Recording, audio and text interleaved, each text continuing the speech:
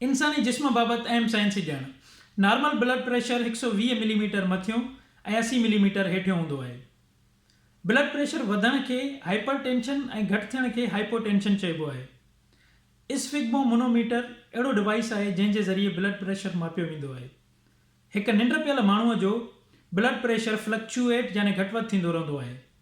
Lungs यानी फेफड़ oxygen ज़रिए रत खे साफ़ करण जो कमु ॾींदा आहिनि। नॉर्मल दिलि जो धड़कण 1 मिंट में 72 बीट्स हूंदो आहे।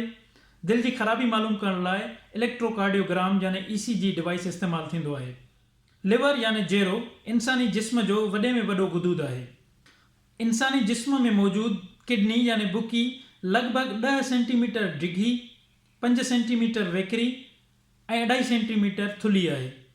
31 खां 40 साल जे मर्द जे दिलि जो वज़न 299.6 ग्राम हूंदो आहे, जॾहिं त साॻी उमिरि जी औरत जे दिलि जो वज़न 284.7 ग्राम हूंदो आहे। हिकु सिहतमंद मर्द जे दिमाग़ जो वज़न 1.4 kg हूंदो आहे, जॾहिं त औरत जो 1.3 kg हूंदो आहे। नॉर्मल माण्हू हिकु ॾींहं में लॻभॻि 1.4 लीटर पेशाब ख़ारिज कंदो आहे। हाणे अचूं था त कहिड़े ब्लड ग्रुप वारो माण्हू कहिड़े ग्रुप खे रत ॾेई सघे थो ऐं कहिड़े खां वठी सघे थो। ब्लड ग्रुप ए पॉज़िटिव वारो माण्हू ब्लड ग्रुप ए ऐं AB पॉज़िटिव खे रत ॾेई सघे थो ऐं A ऐं O पॉज़िटिव खां रत वठी सघे थो। ब्लड ग्रुप B पॉज़िटिव वारो माण्हू ब्लड ग्रुप B ऐं AB पॉज़िटिव खे रत ॾेई सघे थो ऐं B ऐं O पॉज़िटिव खां रत वठी सघे थो।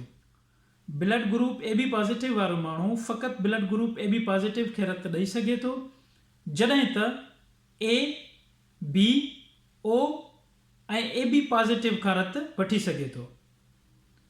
अहिड़ी तरह ब्लड ग्रुप O पॉज़िटिव वारो माण्हू blood group A, B, AB ऐं O पॉज़िटिव खे रत ॾेई सघे थो ऐं फ़क़ति O पॉज़िटिव खां रत वठी सघे थो, छाकाणि त blood group O universal donor आहे, यानी उहो सभिनी ग्रुपनि खे रत ॾेई सघे थो, जॾहिं त blood group AB positive universal recipient आहे, यानी उहो सभिनी ग्रुपनि खां रत वठी सघे थो।